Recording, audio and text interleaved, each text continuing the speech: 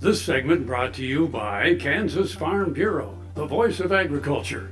To join today or more information, go to kfb.org or find us on Facebook and Twitter.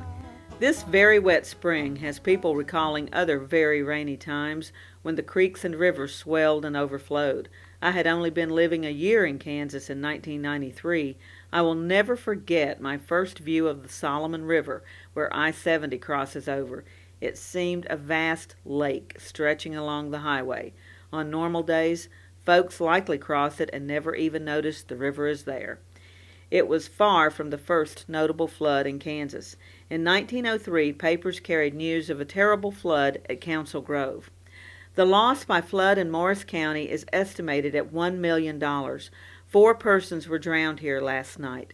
The big Main Street bridge over the Neosho River went down. All the business houses were flooded. Miles of Missouri Pacific and Katy tracks were washed out.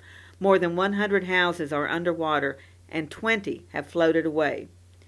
The same flood struck Abilene. Abilene has no water, lights, post office service, or newspapers. The water in the principal streets of Abilene was 4 feet deep. A 3-story brick building containing stores and several offices collapsed in a heap. The Union Pacific, Santa Fe, and Rock Island tracks entering the city have been washed away, and 200 houses are submerged, the families having fled to higher ground. On the Smoky Hill bottoms, 10,000 acres are underwater, and persons are being rescued in boats. Sherwood Murphy, a farmer, was drowned in the Smoky Hill River tonight. But the floods of July 1951 would eclipse all the others. Government sources estimated that across the Midwest, 500,000 people were left homeless and 24 people died in the disaster. The above-average rainfall began in June and continued through July 13, dumping well over 25 inches on some areas in eastern Kansas.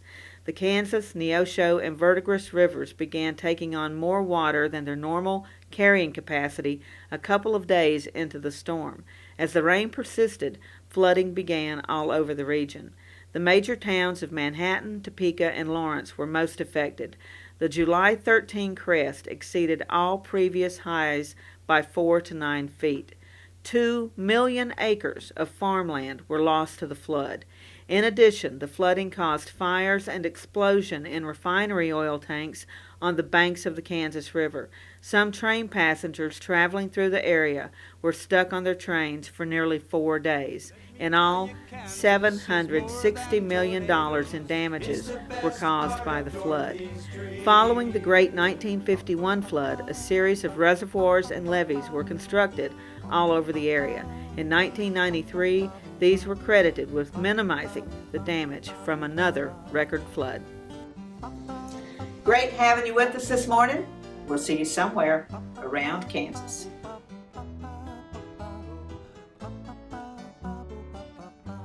Closed captioning brought to you by Ag Promo Source. Together we grow. Learn more at agpromosource.com. Hollyhocks and red ripe tomatoes, hand-churned homemade ice cream. Let me tell you, Kansas is more than tornadoes. We're the best part of Dorothy Stream. We're the best part of Dorothy Stream.